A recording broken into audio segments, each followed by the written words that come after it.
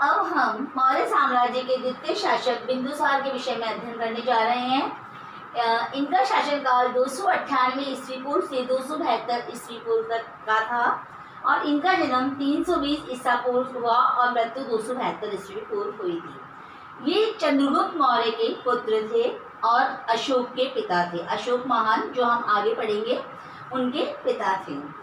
इन्हें इनकी योग्यताओं के कारण बहुत सी उपाधियों से नवाजा गया। इनमें से इनकी प्रमुख उपाधि थी अमित्रोचैक्स और अजातशत्रु, अर्थात शत्रुओं का विनाशक। वायु पुराण के अनुसार इन्हें भद्रसार कहा गया और जैन ग्रंथों में इन्हें सिंहसेन की उपाधि प्रदान की। इनके शासनकाल में तक्षशिला में 2 विद्रोह हुए थे, जिनका दमन करने के लिए इन्होंने पहले सुसीम को भेजा और बाद में अपने पुत्र अशोक को भेजा। इनके शासनकाल में 2 विदेशी यात्री हमारे यहाँ आए थे। विदेशी यात्रियों का आना इस बात का सूचक होता है कि हमारे संबंध विदेशियों से किस प्रकार के थे। इसमें से यूनानी शासक एंटियोकस ने डायमेकस को भेजा और मिशनरी फिलाडेल्फस ने डियोनिसियस को भेजा। बच्चों, इसमें हमेशा कंफ्यूजन बच्चे करते हैं और गलती करते हैं। शॉर्ट क्वेश्चन अक्सर इस पे आ जाता है कि कौन सा यूनानी दार्शनिक बिंदुसार के समय में आया था या मिश्री दार्शनिक कौन सा था। तो इसमें आप लोग गलती कर देते हैं। ये विशेष ध्यान रखने वाली बात है, आप ध्यान रखिए। बिंदुसार के पश्चात अशोक महान, जो बिंदुसार के पुत्र थे, वो वहाँ के शासक बने। इनका जन्म 304 ईस्वी पूर्व पाटलिपुत्र में हुआ और मृत्यु 232 ईसा पूर्व हुई। पुराणों में इन्हें अशोक वर्धन के नाम से जाना जाता है और मास्की गुर्जरा अभिलेख में इन्हें अशोक के नाम से पहचाना गया। इनकी प्रमुख नीति थी साम्राज्य विस्तार और विदेशों से संबंध। राजा तिस ने इन्हें देवानाम प्रिय की उपाधि प्रदान करी थी। बेटा, ये प्रथम शासक थे जिन्होंने कि अपने शिलालेख खुदवाए थे। शिलालेख होता है अपने साम्राज्य की जो भी उपलब्धि है, जो भी घटना है, उनको किसी लेख पर उत्कीर्ण करवाना। इनके जो शिलालेख थे वो प्राय 3 भाषाओं में पाए गए, ग्रीक और अरमाइक, खरोष्टी लिपि और ब्राह्मी लिपि। ब्राह्मी लिपि जो थी वो भारत से आई और खरोष्टी लिपि जो थी वो पश्चिमी पाकिस्तान से आई और ग्रीक जो थी वो अफगानिस्तान से आई। इसके पश्चात इनके शासनकाल में एक ऐसी घटना हुई थी जिन्होंने कि अशोक का जीवन, अशोक की नीति सभी को परिवर्तित कर दिया। वो है कलिंग का युद्ध। बेटा, पहले ये शिव के उपासक थे, परंतु बाद में इन्होंने बौद्ध धर्म अपना लिया। तो क्यों अपना लिया, इसका क्या कारण था, वो हमें कलिंग युद्ध से पता चलेगा। जो कलिंग का युद्ध हुआ था वो इनके राज्याभिषेक के 8वें वर्ष में, मतलब राज्याभिषेक होने के 8 वर्ष के पश्चात कलिंग युद्ध हुआ था। लगभग 261 ईस्वी पूर्व में हुआ था, है ना। इस समय जब ये कलिंग का जो युद्ध हुआ था वो एक भीषण युद्ध था। एक तरीके से उस समय का विश्व युद्ध बोल सकते हैं इसको। इसमें 1 लाख से ऊपर लोग लगभग मारे गए थे। भीषण नरसंहार हुआ था, जन धन की हानि हुई थी। तब जब इस भीषण नरसंहार को और चीख चित्कार को अशोक ने सुना तो उसका हृदय परिवर्तित हो गया। मोगली पुत्र तिस और उपगुप्त के प्रभाव में आकर इन्होंने, जब उनका प्रभाव इस पर पड़ा, ये नरसंहार इन्होंने देखा, इनका हृदय द्रवित हो गया, तब इन्होंने शस्त्र त्याग कर दिए थे। अब देखो बेटा, जिसकी प्रमुख नीति ही साम्राज्य विस्तार थी, तो उसका भी हृदय परिवर्तन हो गया। पहले ये शिव के उपासक थे और इन्होंने फिर बौद्ध धर्म अपना लिया, क्योंकि बौद्ध धर्म अहिंसावादी धर्म था। जो आजीविक मैंने तुमको पहले बताए थे ना, वो उन्हीं आजीविकों के लिए इन्होंने गुफा का निर्माण करवाया। गुफा ऐसे नहीं होती शेर की गुफा, वो ऐसी गुफा नहीं होती है। गुफा मतलब एक तरीका पर आश्रम बोल सकते हैं, जहाँ इनके लिए रहने और इनके लिए सभी सुख सुविधाओं की व्यवस्था करवाई जाती है। तो इन्होंने 4 प्रमुख गुफाओं का निर्माण करवाया, जिसमें सुदामा, चापार, विष्णु झोपड़ी और कर्ण प्रमुख हैं। राज्याभिषेक के 10वें वर्ष में बौद्ध गया और 20वें वर्ष में लुम्बिनी की धम्म यात्रा की। शब्द हमारे सामने आया है धम्म यात्रा। धम्म यात्रा क्या होती है बच्चों? इन शब्दों का अर्थ समझते हैं ना हम, तो हमारा आंसर भी क्लियर हो जाता है, कॉन्सेप्ट तो क्लियर होती है। धम्म यात्रा जानने से पहले हमें धम्म पता होना चाहिए कि धम्म क्या होता है। अशोक का धम्म, इस पे प्रश्न किया जाता है कि अशोक के धम्म पर संक्षिप्त टिप्पणी लिखिए, या अशोक के धम्म से आप क्या समझते हैं। तो बच्चों, मनुष्य जीवन के सफल जीवन यापन के लिए जिन नैतिक आदर्शों का होना जरूरी होता है, उन्हीं आदर्शों का प्रतिपादन हमारे शासक अशोक ने किया था।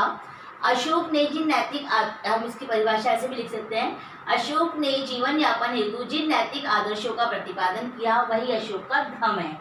इसके अंतर्गत क्या कहा था उन्होंने कहा था मनुष्य का जीवन कैसा होना चाहिए। मनुष्य का जीवन पाप से रहित होना चाहिए। मनुष्य के जीवन में नैतिकता का समावेश होना चाहिए, जिसमें बड़ों का आदर होना चाहिए, छोटों से स्नेह होना चाहिए, मित्रों से पूर्वक व्यवहार होना चाहिए, छल कपट झूठ पर प्रपंच नहीं होने चाहिए, हिंसा नहीं होनी चाहिए। मतलब जितने भी जीवन यापन के लिए नैतिक आदर्श हैं, जितनी भी मॉरल वैल्यूज हैं, वो सारी किन्होंने कही, अशोक ने कही, और उसको उस टाइम क्या नाम दिया गया, धम्म का नाम दिया गया। अब इन्हीं नैतिक आदर्शों को आगे बढ़ाने के लिए अशोक ने धम्म यात्राएं प्रारंभ की। धम्म यात्राएं क्या होती है बच्चों? पहले ही होता था जब शासक युद्ध वगैरह से थक जाता था, ये तो उसका शांति काल होता था, तो वो अपने आराम के लिए विहार यात्राएं करता था, मनोरंजन के लिए।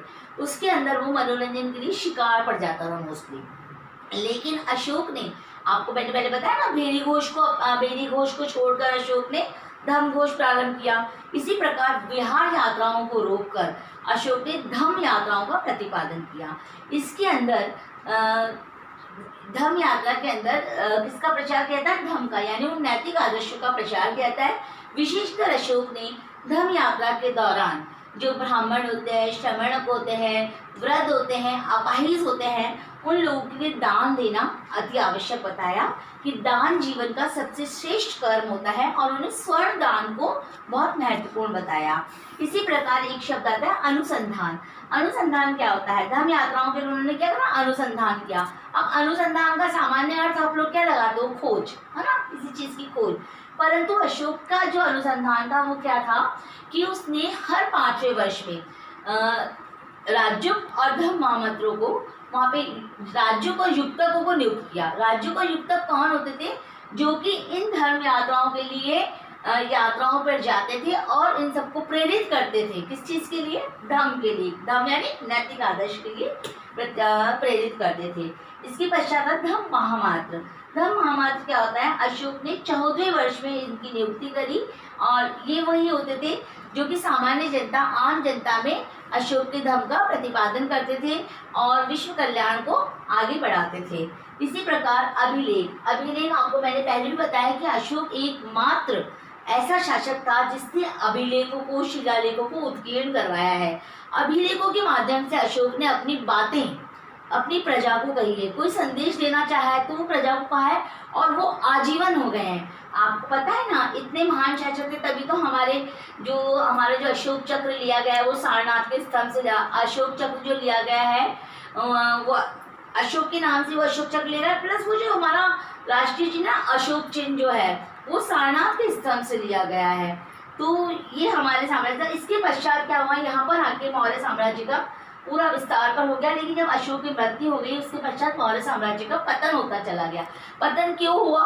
क्योंकि जो इसके उत्तराधिकारी थे वो योग्य नहीं थे। एक थे कुणाल थे, वो अंधे थे। तो जो अंधा शासक होता है तो वो नहीं संभाल पाता अपनी बात। इसी प्रकार जो अंतिम सम्राट थे भद्रथ, जिसका आपकी पाठ्यपुस्तक में भी उल्लेख किया गया है, उसकी हत्या उसी के एक मंत्री थे जो ब्राह्मण थे, पुष्यमित्र शुंग ने कर दी। यानी अपने ही राजा की उन्होंने हत्या कर दी और शुंग वंश की स्थापना की, जो हम नेक्स्ट वीडियो में पढ़ेंगे। बेटा हमने मौर्य काल के तीनों शासक पढ़ लिए। जो तीन प्रमुख शासक थे, चंद्रगुप्त मौर्य हमने पढ़ लिया, बिंदुसार हमने पढ़ लिया और अशोक हमने पढ़ लिया। अब इन तीनों का ही सम्मिलित रूप जो एक बहुत मोस्ट इम्पॉर्टेंट पार्ट है मौर्य साम्राज्य का, वो हमें पढ़ना बाकी है, वो है मौर्यकालीन प्रशासन। इस पर प्रश्न आता है। तो देखिए बेटा, मौर्यकालीन प्रशासन को पढ़ने से पहले हमें पता होना चाहिए कि मौर्य काल में शासन व्यवस्था थी वो केंद्रीयकृत थी, यानी संपूर्ण शक्ति राजा में निहित थी, परंतु फिर भी राजा निरंकुश नहीं होता था। मैंने आपको कौटिल्य के बारे में बताया ना, कौटिल्य इनके मंत्री थे मौर्य साम्राज्य में। तो कौटिल्य के अनुसार राजा के 7 अंग बताए गए हैं। बीच में राज्य है, राज्य के 7 अंग बताए गए हैं, जिनमें से राजा को सलाह देने के लिए अमात्य, फिर उनकी राजधानी जनपद, दुर्ग, कोश, मित्र और सेना, यानी इन 7 अंगों से ही राज्य की सफलता निश्चित होती है और राज्य अपने लक्ष्य की प्राप्ति करता है। यहाँ पर जो राजा के लिए अमात्य नियुक्त किए जाते थे या मंत्री और पुरोहितों की जो नियुक्ति करी जाती थी, वो कोई आसान नियुक्ति नहीं होती थी। वो उनका चारित्रिक परीक्षण करके किया जाता था, जिसको भी उपधा परीक्षण के नाम से जानता है। ये शब्द आएंगे और इन शब्दों के अर्थ आपको पता होना चाहिए कि उपधा परीक्षण क्या होता है। तो जो मंत्री और पुरोहितों की जो नियुक्ति की जाती थी वो चारित्रिक परीक्षण के पश्चात की जाती थी, वो उपधा परीक्षण कहलाता था। इसके अंतर्गत बच्चों उसको लालच दे के अपनी तरफ मिलाने की कोशिश की जाती थी, या उसको व्यसन की तरफ डाला जाता कि कहीं इसमें ऐसे इसके चारित्रिक खोट तो नहीं है जो कि राज्य के लिए विनाशक सिद्ध हो, तभी उसको उस पद पे नियुक्त किया जाता था। अब मौलिककालीन प्रशासन के अंतर्गत सबसे पहले हम केंद्रीय शासन पर अपना ध्यान केंद्रित करेंगे।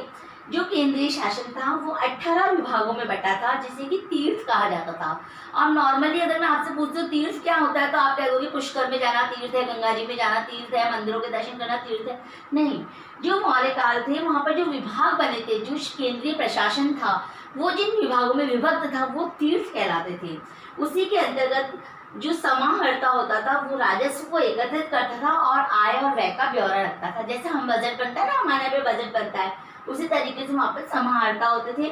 सन्निधाता कोषाध्यक्ष होते थे। सीता अध्यक्ष कृषि विभाग से संबंधित विभाग था। पर्ण्या अध्यक्ष वाणिज्य से संबंधित विभाग था। लूना अध्यक्ष बूचड़ खाने से संबंधित विभाग था। बूचड़ खाना जानते हो आप लोग?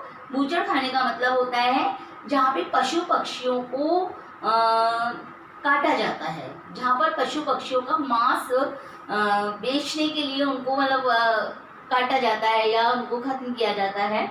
इसी प्रकार सूत्र अध्यक्ष, सूत्र नाम से पता पड़ रहा है कताई बुनाई का जो क्षेत्र था, ये सभी अध्यक्ष बने होते और ये अपने अपने क्षेत्र का कार्य करते थे।